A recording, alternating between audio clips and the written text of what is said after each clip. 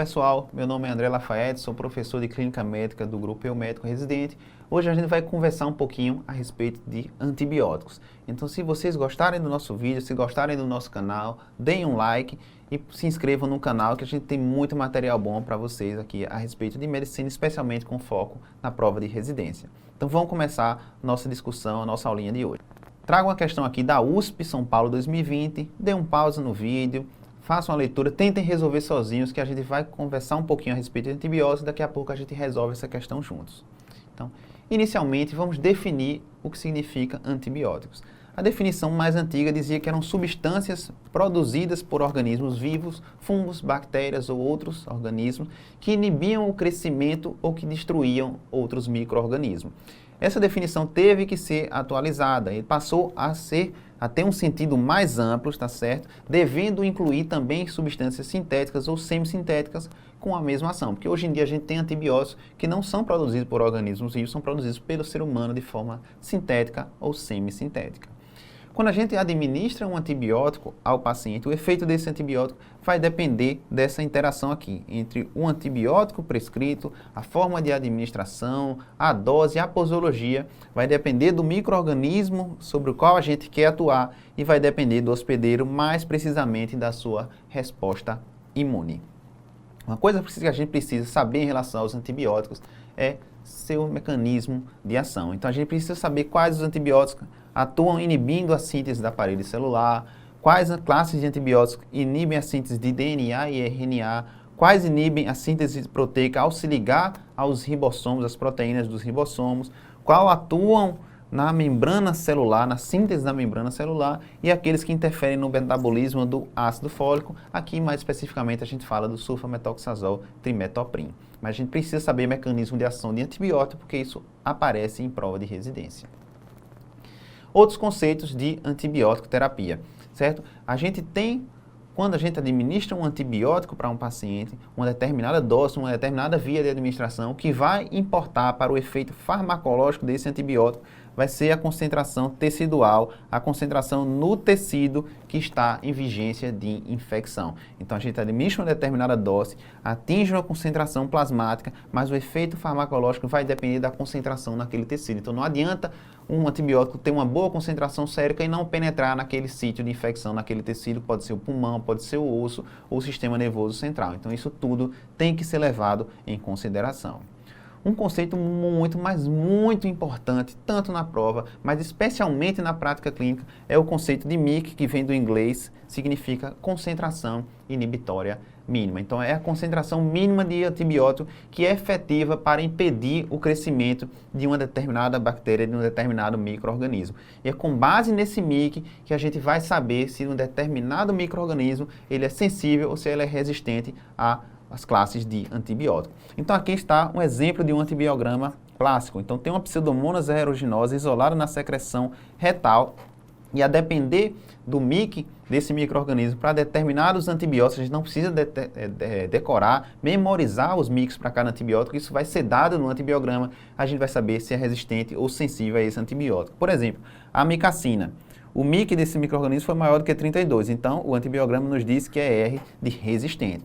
Já em relação à colistina, que é a polimixina, o MIC desse micro-organismo, dessa Pseudomonas, foi menor ou igual do que 2.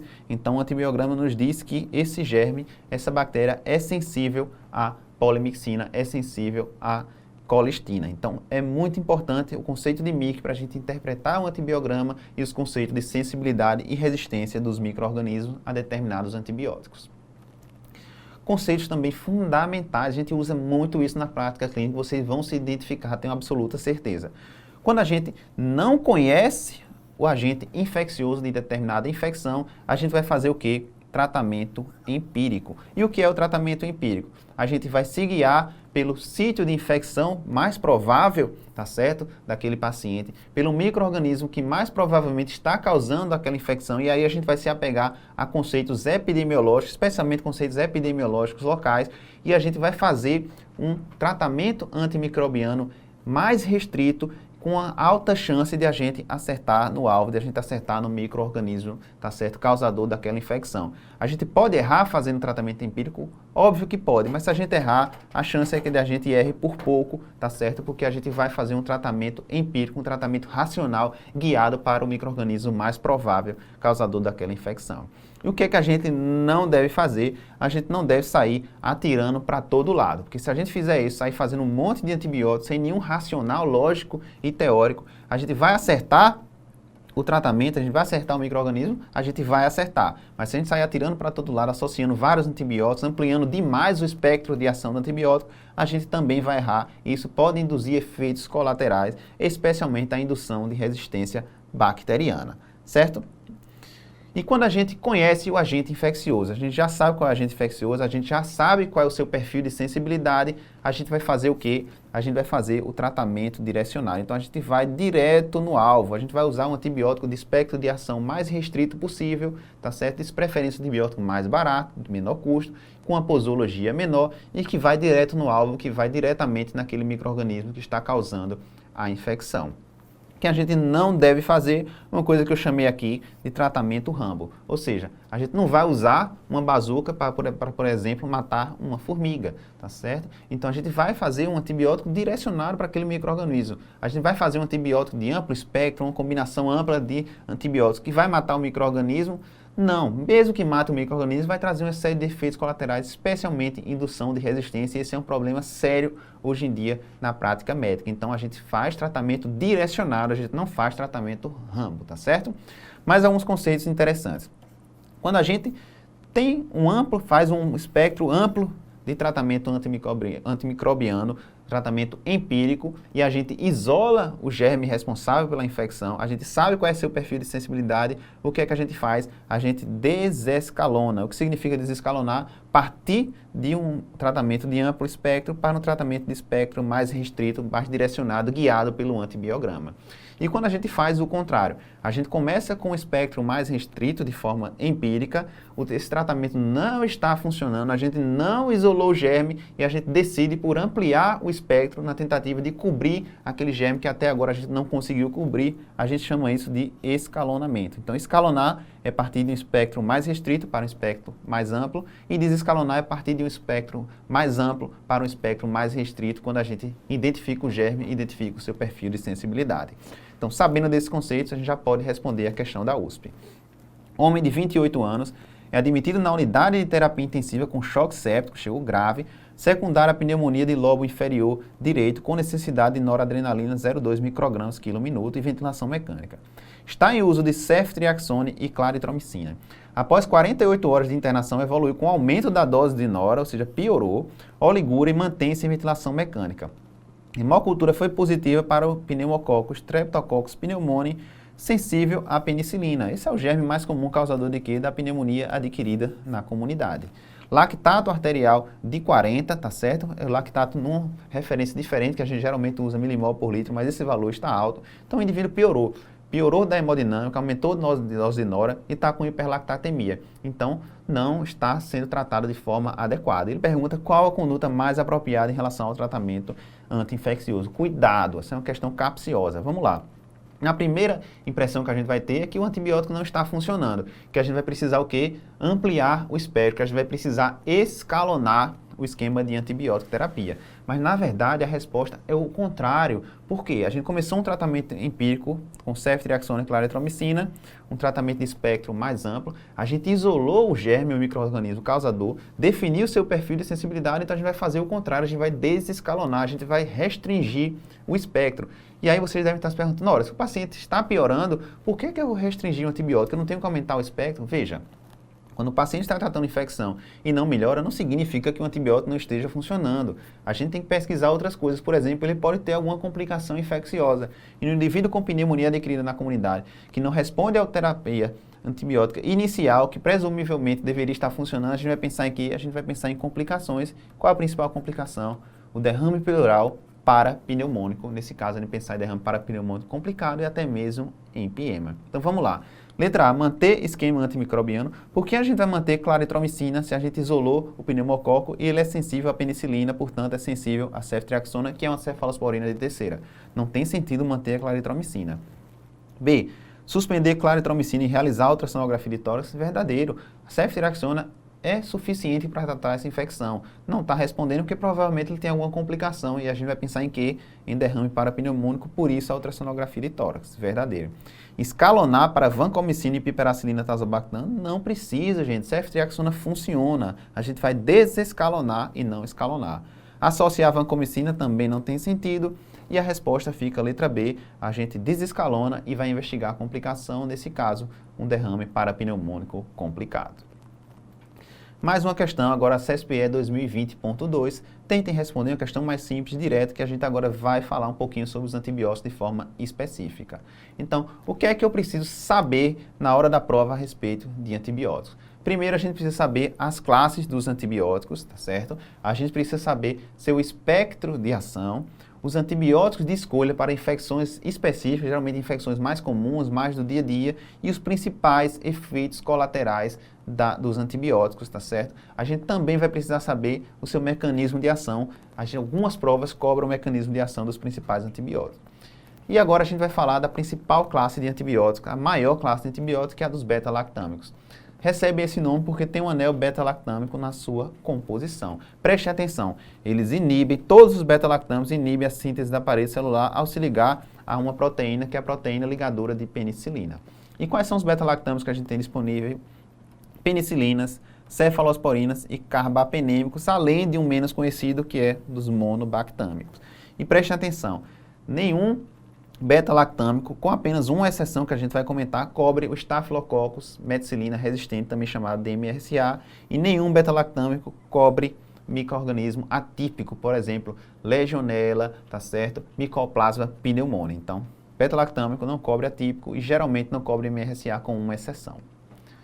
Sobre as penicilinas, são as drogas que terminam em cilina. A gente tem a penicilina G, que pode ser a penicilina G cristalina, por exemplo, que a gente usa para tratar a neurosífilis. A gente tem a penicilina benzatina, que é a nossa benzetacil, que a gente usa para prevenção e tratamento, tá certo? De faringoamidalite, prevenção, por exemplo, de celulite, de febre reumática. Então é muito bom para estreptococcus, é muito bom também para sífilis. A amoxicilina, ampicilina amplia um pouco o espectro de ação, passa a cobrir a hemófilos de influenza, Moraxella catarrhalis, pega E. coli, Proteus, Salmonella, Shigella, então pode ser utilizado para infecções respiratórias, também para infecções urinárias. Oxacilina e meticilina é droga de escolha, especialmente a oxacilina para tratamento do Staphylococcus aureus, meticilina sensível ou MSSA. Tratamento de escolha para MSSA, oxacilina. Em relação a efeitos colaterais, o principal efeito colateral da penicilina é a anafilaxia. Apesar de ser um fenômeno raro, a penicilina é a droga mais comumente causadora de anafilaxia e choque anafilático, certo? Então, questão de prova, trouxer um indivíduo que fez uso de uma determinada droga, não diz que droga é essa, evolui com anafilaxia e choque anafilático, a gente vai marcar a opção da penicilina, porque é a causa mais comum de morte por anafilaxia e choque anafilático induzido por droga. Hemoxilina pode causar colite pseudomembranose e a gente lembra do rash morbiliforme nos indivíduos com mononucleose infecciosa, com infecção pelo Epstein-Barr vírus, quando do uso da amoxicilina ou da ampicilina. Até 90% dos indivíduos desenvolvem esse rash e não é reação alérgica, ou seja, passou a mononucleose, a gente pode voltar a fazer uso da amoxicilina e da ampicilina, isso não é reação alérgica, é uma perturbação do sistema imune causada pelo Epstein-Barr. Agora, a associação de penicilina mais inibidor de beta-lactamase, que isso amplia bastante o espectro. A gente tem a associação de amoxicilina mais clavulanato, passa a cobrir também gram-negativos e anaeróbicos, então a gente pode usar, por exemplo, para sinusite bacteriana, para pneumonia, tá certo, adquirida na comunidade. A associação de ampicilina mais subactam amplia o espectro da amoxiclavulanato, tá certo, e passa a cobrir a Cinetobacter também. A ampicilina subactam é uma droga boa para tratamento, por exemplo, de pé diabético infectado, de infecções intraabdominais.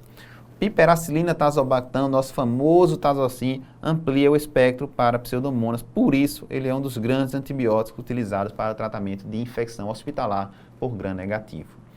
A amoxicilina e clavulanato pode causar colestase. piperacilina tazobactam pode causar lesão renal aguda, especialmente associada ao uso de vancomicina, e todas essas combinações de penicilina mais inibidor de beta-lactamase podem induzir colite pseudomembranosa. Cefalosporinas. Todas as drogas que começam com esse prefixo cef. E das cefalosporinas, apenas, preste atenção, cefepime e ceftazidime cobrem pseudomonas. Quando falar em ceftazidime, a grande associação é com cobertura de pseudomonas. Então, são úteis para tratamento, por exemplo, de infecção hospitalar. Não cobrem enterococcos, então não se trata de enterococo com cefalosporina, e apenas a cefoxitina cobre anaeróbio, nenhum dos outros cobre anaeróbio. Certo? A gente tem cefalosporina de primeira, segunda, terceira e quarta geração. Quando a gente passa da primeira para a quarta geração, a gente vai perdendo ação contra gram positivo e vai ganhando ação contra gram negativo. Cefalosporina de primeira, cefazolina, cefalexina. De segunda, a gente tem cefoxitina, que cobre anaeróbio, é a única cefalosporina. Terceira geração, ceftriaxona é muito utilizado, ceftazidime, aquele que cobre pseudomonas, e cefepime também cobre pseudomonas. Mais recentemente, a gente tem cefalosporinas de quinta geração, cefalosporinas avançadas, como, por exemplo, a ceftarolina. Essa daqui cobre o Staphylo MRSA e a exceção aos beta-lactâmicos. Ceftolozane, e a gente tem o cefderocol. Essa daqui é muito útil para tratar infecções por bactérias gram-negativas multidrogas resistentes. Cefalosporinas de primeira geração cobrem Streptococcus e o Staphylo MSSA, Proteus, Klebsiella e E. coli, serve para tratamento, por exemplo, de infecção do trato urinário. De segunda geração, já serve para cobertura, por exemplo, de hemófilos, influenza e anaeróbio, no caso da cefoxitina. Terceira geração, ceftriaxona, cobre pneumococo, hemófilos, moraxella, enterobactérias. Então, a gente usa o tratamento de infecção do trato urinário, infecção respiratória, tratamento de PBE, tratamento de meningite, a gente usa muito ceftriaxone. Ceftazidime, a gente lembra que cobre pseudomonas. E de quarta geração, cefepime, cobre gram positivo e gram negativo, incluindo pseudomonas, mas não cobre anaeróbio, tá certo? Então, infecções que cursam com abscesso, a gente não pode fazer cefepime. Grande efeito colateral, cefepime, cefalopatia. Pode levar a delírio, crise convulsiva, rebaixamento do nível de consciência, especialmente em idosos e indivíduos com insuficiência renal. Outros beta-lactâmicos carbapenêmicos são os que terminam em penem, classe de maior espectro de cobertura dentro dos beta-lactâmicos. Cobrem gram positivo, gram negativo, incluindo pseudomonas, tá certo? E anaeróbio. Apenas o ertapenem, tá certo? O ertapenem não cobre pseudomonas. É a droga de escolha carbapenêmico para tratamento de bactérias gram-negativas produtoras de beta-lactamases de espectro estendido, também conhecido como ISBL. Então, ISBL igual a carbapenêmico. Não cobrem estenotrofomonas e burkholderia, que são bactérias não fermentadoras. Também não cobrem enterococo faécio e o MRSA. Lembrar que o imipenem reduz o limiar convulsível e o ertapenem tem uma meia-vida mais longa, lembrar disso, e pode ser administrado por via intramuscular. Então, isso é uma utilidade. E a gente usa geralmente o ertapenem para infecção do trato urinário. Monobactâmico. O grande representante é o Astreonan, tá certo? É o Astreonan, é o representante que ainda tem uso na prática. Cobertura exclusiva para gram negativo, não cobre Acinetobacter, não cobre estenotrofomonas, e apesar de cobrir pseudomonas, no uso, tá certo, in vitro cobre pseudomonas, mas em vivo, com o tratamento, essa pseudomonas tende a desenvolver resistência. Então, não é uma medicação útil para tratamento em monoterapia contra pseudomonas.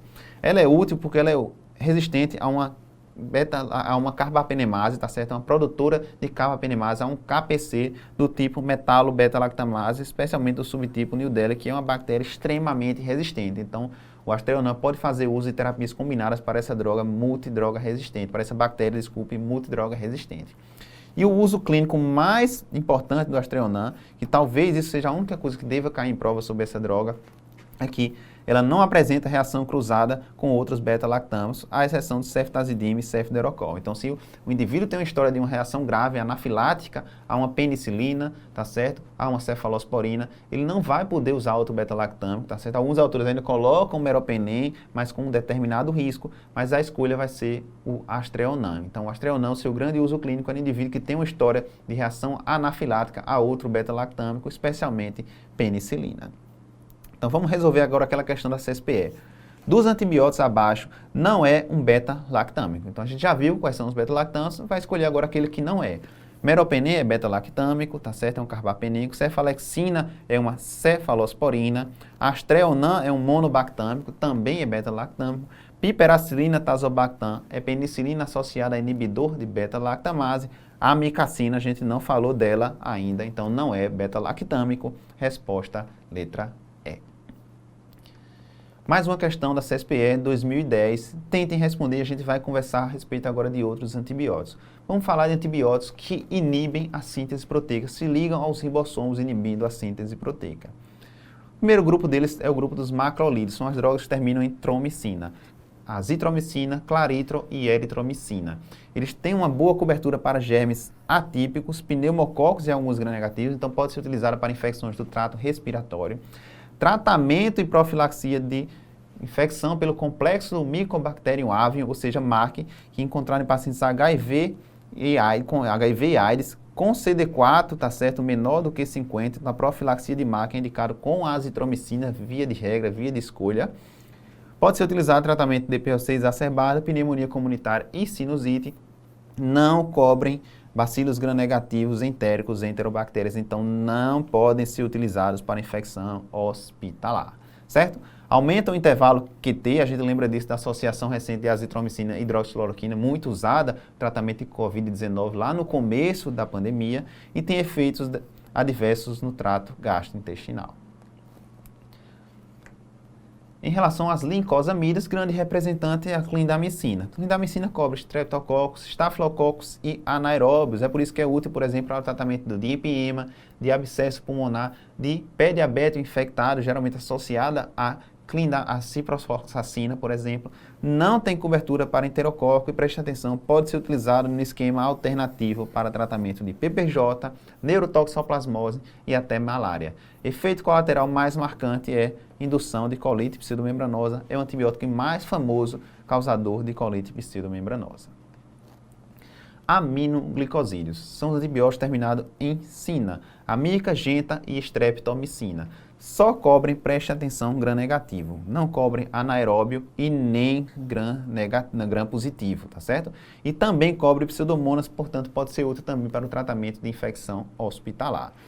Tem sinergismo para enterococo e estafilococcus aureus em determinadas infecções, então os únicos gram-positivos que eles podem ser utilizados é para enterococo e estafilococcus aureus, mas com sinergismo. Por exemplo, pode ser utilizada associada a ampicilina para o tratamento de enterococo, pode ser utilizada associada, por exemplo, a vancomicina para o tratamento de endocardite de prótese valvar por Staphylococcus aureus, MRSA, tá certo? Ele é ruim para a urina, sistema nervoso central e pulmão, penetra mal nesses sítios, então não é usado em monoterapia para infecção nesses sítios. Grande efeito colateral, nefrotoxicidade especialmente no sistema tubular proximal, no túbulo proximal, então pode levar a uma insuficiência renal com hipocalemia, causa ototoxicidade e são contraindicados na gestação, não podem ser utilizadas em gestantes. Voltando para a questão do CSPE 2010, quer saber a alternativa incorreta a respeito da sensibilidade dos antimicrobianos. Letra A. Ampicilina subactam é também ativa contra anaeróbio, assim pode ser utilizada, por exemplo, para pé diabético, infectado, infecções intraabdominais e enterococo. Ampicilina é bom para enterococo, então essa combinação é legal, verdadeiro. O Astreonan é bem ativo contra gram-negativos, pouco ativo contra anaeróbios e gram-positivos, verdadeiro. Astreonan só cobre gram-negativo, certo? Ceftazidime é uma cefalosporina com boa atividade contra gram-negativo, exceção da pseudomonas? Não, né? A gente lembra que ceftazidime e pseudomonas aeruginosa andam juntos, então cobertura para pseudomonas. D. A amicacina é ativa contra gram-negativos em dose única diária parece ser menos nefrotóxico, é verdadeiro. Os aminoglicosídeos em dose única diária têm menos risco de insuficiência renal. O ertapenem é um carbapenêmico com meia-vida mais longa que o imipenem, ok? Podendo ser administrado também por via intramuscular e também é ativo contra anaeróbios, verdadeiro.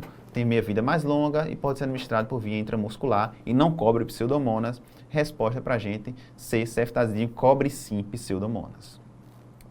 Falar um pouquinho agora sobre os antibióticos inibidores da síntese de DNA. O principal representante é as fluoroquinolonas. São as drogas que terminam em floxacino. Cipro, levo, mox e norfloxacino. Tem excelente cobertura para tuberculose e atípicos, é por isso que eles podem ser utilizados no tratamento de tuberculose resistente como esquema alternativo. Ciprofloxacina tem excelente cobertura para gram-negativo e preste atenção, não cobre pneumococo. Por isso que a ciprofloxacina não é considerada uma quinolona respiratória, mas não é porque ela não penetra bem no pulmão, isso é um erro, ela penetra sim no pulmão e pode ser utilizada para infecção de pulmão, infecção respiratória, tá certo? Para pneumonia, desde que a bactéria seja sensível. Porque ela não é considerada uma quinolona respiratória, porque ela não cobre o principal germe causador de pneumonia comunitária, que é o pneumococo. Então, quinolona respiratória, tratamento de PAC, a gente pode fazer levo ou moxifloxacina.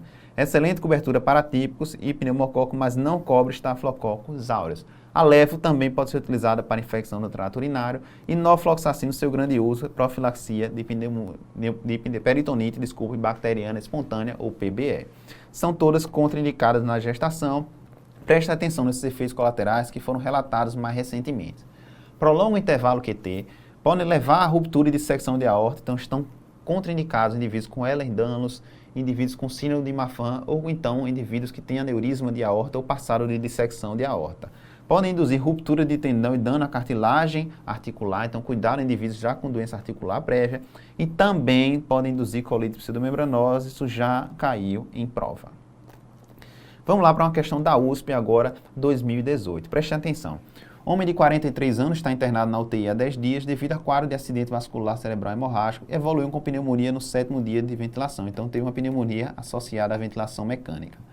Pelo protocolo institucional, foi iniciada a antibioterapia com vancomeropenem e colistina, ou seja, em tratamento empírico, começou com um amplo espectro, tá certo? Hoje o paciente encontra-se hemodinamicamente estável, afebril, com melhora do aspecto e quantidade de secreção e da relação PO2, FiDO2 em melhora. Então está melhorando da infecção. Os antibióticos estão funcionando. Qual deles está funcionando, a gente não sabe. Resultado da cultura de secreção traqueal colhida antes da introdução de antibiótico. O que ele está querendo dizer com isso? Que esse germe provavelmente é o causador da pneumonia, isolou uma Pseudomonas aeruginosa e ele nos dá um antibiograma. O que é que ele está querendo que a gente faça? Começou um esquema com amplo espectro de ação de antibióticos e agora isolou o germe e nos dá um antibiograma. Ele está querendo que a gente faça o quê? Que a gente desescalone, a gente restrinja o espectro de ação. É isso que ele quer. E quais são os antibióticos a esse germe é sensível? É sensível à micacina, tá certo? É sensível à ciprofloxacina, é sensível também à gentamicina e à colistina, que é a polimixina. Qual desses antibióticos a gente vai escolher? A micacina e a gentamicina são aminoglicosídeos, não penetram bem no pulmão, além de serem nefrotóxicos, tá certo? A polimixina é uma droga também nefrotóxica, pode induzir alteração de pele. Quem já viu um indivíduo que usou polimixina vê que ele fica com a pele toda hiperpigmentada, fica bem escurecido, também não é uma medicação legal. E ciprofloxacina é uma medicação boa, barata, facilmente acessível, tá certo? E facilmente disponível. Então a gente vai fazer o quê? Desescalonar para ciprofloxacina. Lembrando, ciprofloxacina não é quinolona respiratória, não é porque não penetra no pulmão, porque não cobre pneumococo. O germe é sensível a ela, então a gente pode utilizar sim. Letra A, manter terapia combinada? Não. Desescalonar. Letra B também, manter terapia combinada? Não. Está na hora de desescalonar. C, trocar antimicrobianos para gentamicina? Não. A gente tem um antibiótico melhor, menos tóxico e penetra bem no pulmão. E D, trocar antimicrobianos para ciprofloxacina e completar 7 dias de terapia. 7 dias de terapia para pneumonia hospitalar, assim como PAVM, está bem indicado no indivíduo que respondeu bem ao esquema inicial. Resposta, letra D de dados. Mais uma questão, CESPE 2017, questão a respeito do tratamento de MRSA, que isso cai muito em prova. Então vamos falar de situações especiais agora. Primeiramente, tratamento de Staphylococcus aureus, MRSA, meticilina resistente. Quais as opções que a gente tem? A gente tem várias opções e as provas adoram colocar alguns quadros clínicos para a gente escolher a melhor opção em cada cenário. A vancomicina é um glicopeptídeo, é o padrão ouro, tá certo? Desde que o MIC para ela seja menor do que 2. Ela também pode ser utilizada para o tratamento de infecção por Clostridium difficile ou Clostridiode, que é o termo mais correto atualmente, que é a colite pseudomembranosa, é o tratamento de escolha para as formas graves e nesse caso a administração é via oral. Quando a gente infunde rapidamente a vancomicina, a gente pode ter uma reação chamada síndrome do homem vermelho, desenvolver um racho eritematoso em porção superior do tronco, cervical, membros superiores e face. Isso não é reação alérgica, não contraindica o uso prévio, só infunde mais lentamente. Um dos grandes efeitos colaterais da vancomicina é a indução de insuficiência renal, certo? Tecoplamina também é um glicopeptídeo, ele é bacteriostático e não bactericida, como a vancomicina. é uma boa indicação para o tratamento de MRSA em nefropatas, quando a gente vai evitar a vancomicina. Só lembrando o seguinte, se o indivíduo já é renal crônico em programa de diálise de forma definitiva, não tem pudor em fazer vancomicina. A gente vai evitar no indivíduo com nefropatia aguda, porque a vancomicina pode piorar, mas se o doente já está em diálise mesmo, pode fazer vancomicina. Tecoplamina pode induzir plaquetopenia, certo? Linezolida, oxazolidinona, também é bacteriostático, aprovado para tratamento de infecções de pele, partes moles e pneumonia. Tratamento de infecção de corrente sanguínea é questionável, seu uso ainda não está aprovado pelo FDA, por exemplo. Tem ação contra tuberculose, pode ser utilizado como esquema alternativo para TB resistente, tem administração oral, também tem formulação oral, e induz plaquetopenia, especialmente quando uso por mais de 10 dias, especialmente em indivíduos com insuficiência renal. Então, se o indivíduo tem plaquetopenia, a questão não quer que a gente marque linezolida. Pode induzir síndrome serotoninérgica e acidose lática. Então, cuidado quando a gente usar junto com inibidores de recaptação de serotonina. Ceftarolina, único beta-lactâmico que cobre MRSA, cefalosporina de quinta geração, tá certo? Tem uma ação semelhante à ceftriaxona, mas aumenta a ação, certo? Ganha espectro por tratar Staphylococcus aureus. Aprovado para infecção de pele, partes moles e pneumonia adquirida na comunidade. Daptomicina, isso cai bastante em prova. Lipopeptídeo, serve para tratamento de pele e de corrente sanguínea e de endocardite de câmaras direitas, tá certo? Porém, preste atenção nisso aqui, não serve para tratar pulmão, infecção de pulmão, porque é inativada pelo surfactante pulmonar. Então, infecção pulmonar a gente não faz daptomicina. Pode causar miotoxicidade, então, recomendação de bula, suspender estatina e dosar CPK quando do uso dessa substância. E quinupristin, dalfopristin, são streptograminas, quase não são utilizados no dia a dia, mas podem ser utilizados para tratar MRSA e enterococcus resistente à vancomicina, só do tipo Faecio fecalis, não. Tem que ser feito por veia central, porque induz muita flebite, desculpem, e não tem boa ação contra infecção de corrente sanguínea. Vamos lá para a questão. A respeito de opções de antibioterapia para o tratamento de infecções por MRSA, assinala a alternativa incorreta. Letra A, ceftarolina é uma cefalosporina de quinta geração com atividade contra gram-positivos, incluindo MRSA, e gram-negativos, não incluindo pseudomonas, ou seja, o espectro contra gram-negativo é semelhante a ceftriaxone, verdadeiro. B, linezolida entre seus efeitos colaterais, plaquetopenia, que ocorre mais frequentemente com terapia prolongada, especialmente em indivíduos com insuficiência renal, correto. C, a reação adversa mais comum à vancomicina é a síndrome do homem vermelho, que, em contraste às reações alérgicas, pode acontecer na primeira administração da droga e está relacionada à velocidade de infusão. Verdadeiro, tem que administrar lentamente.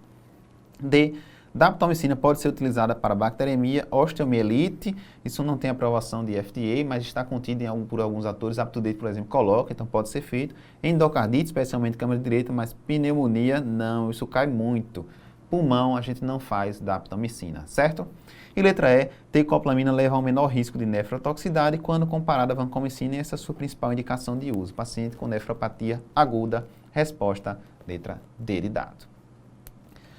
Mais uma questão aqui pra gente, tá certo? O EG 2019, idoso 80 anos, internado em instituição de longa permanência há 4 dias, evoluiu com febre, dopleurítica e tosse produtiva com secreção amarelada. Então ele tem o quê? Ele tem uma pneumonia.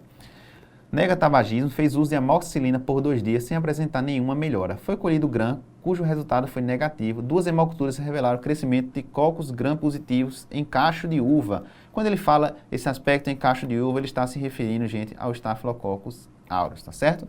Raio-X mostrou infiltrado pulmonar no lobo inferior direito com pneumatocele. Pneumatocele também é um achado radiológico que sugere Staphylococcus aureus como causa da infecção pulmonar.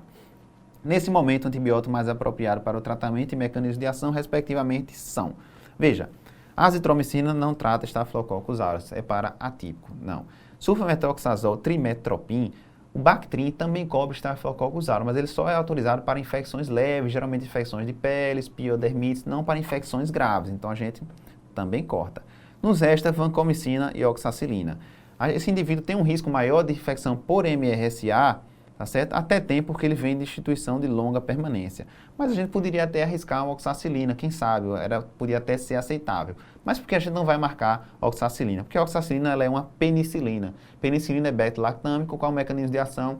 Inibe a síntese da parede celular e não inibe a DNA girase. Então, por isso que a gente já corta a letra C. Letra A, vancomicina, tá certo? Inibe a síntese da parede celular. Esse é o mecanismo de ação da vanco. Resposta, letra A. falar um pouquinho agora sobre tratamento de gram-negativos, infecções por gram-negativos MDR multidroga resistente. A gente tem os bactérias ISBL, ou seja, produtores de beta-lactamase de espectro estendido, que a escolha vai cair nos carbapenêmicos, é o tratamento de escolha. Bactérias, as superbactérias KPCs, produtoras de carbapenemase, a opção que a gente tem é polimixina ou colistina, tá certo? Que é muito nefrotóxica e também é neurotóxica. A gente acaba fazendo polimixina com meropenem, mesmo sendo resistente ao meropenem, porque a polimixina tem um efeito detergente na membrana celular e facilita a penetração do meropenem, facilita a sua ação, mesmo sendo resistente in vitro. Felizmente, vem surgindo antibióticos novos, tanto para tratamento de SBL quanto de KPC. A gente já tem, por exemplo, disponível ceftazidime mais o avibactam. A gente já tem disponível ceftolozane e tazobactam, e esses outros dois estão perto de chegar. Meropenem mais vaborbactam e o cefderocol. Então essas novas opções, tá certo, de combinação de beta-lactam com inibidor de beta-lactamase podem ser utilizadas para tratamento de KPC e de SBL quando disponíveis. Vamos responder essa questão aqui da ANRIS 2020 sobre terapia antimicrobiana de uso hospitalar. Quer saber a incorreta? Isso é uma questão bem difícil. A tigeciclina pode ser utilizada em monoterapia para pacientes com infecção urinária causadas por bactérias gram-negativas produtoras de beta-lactamase de espectro estendido. Gente, a tigeciclina tem um excelente espectro de ação in vitro. Porém, estudos em vivo mostraram que para pacientes com infecções graves, pacientes críticos, especialmente com suspeita de infecção por multidroga resistente, a monoterapia com tigeciclina está associada a maior mortalidade. Então, a gente não faz. Letra A, falso. B. Ceftazidime mais avibactam é uma boa escolha terapêutica para o tratamento de infecções graves causadas por bactérias produtoras de carbapenemase, independente do seu mecanismo de resistência. Isso aqui é verdadeiro, é uma associação de droga que pode ser utilizada para tratamento de carbapenemase. O UpToDate coloca até como primeira escolha para esse grupo de bactérias. Piperacilina tazobactam, atenção, 4,5 EV de 8 em 8, habitualmente a gente usa essa dose de 6 em 6 horas para cobrir pseudomonas, né? Mas ele diz, para pacientes com função renal normal, em infusão estendida, infusão por 3 a 4 horas, reduz mortalidade nas infecções causadas por gram-negativos não fermentadores, especialmente pseudomonas. Então a gente usa geralmente 4,5 gramas de 6 em 6 horas quando a gente faz a infusão padrão em 30 minutos. Essa infusão mais estendida em 3 a 4 horas pode ser feita de 8 em 8 horas e é efetiva contra a pseudomonas. Isso aqui é uma alternativa difícil, mas está verdadeira. E D. O uso da vancomicina com controle adequado do nível sérico mostrou-se igualmente efetivo quando comparado a novos antimicrobianos no tratamento de pneumonia hospitalar ocasionada por Staphylococcus aureus meticilina resistente MRSA, verdadeiro vancomicina, especialmente com o controle do seu nível sérico, que está associado a uma melhor ação, tá certo? Tem benefício no tratamento de MRSA, inclusive vancomicina é o padrão ouro ainda para o tratamento de MRSA, verdadeiro. A única incorreta é a letra A, como a gente viu. Então, pessoal, espero que tenha sido bem proveitosa essa conversa nossa sobre antibióticos. Mais uma vez, se gostarem do nosso vídeo, gostarem do nosso canal, deem um like e se inscreva no canal. Forte abraço!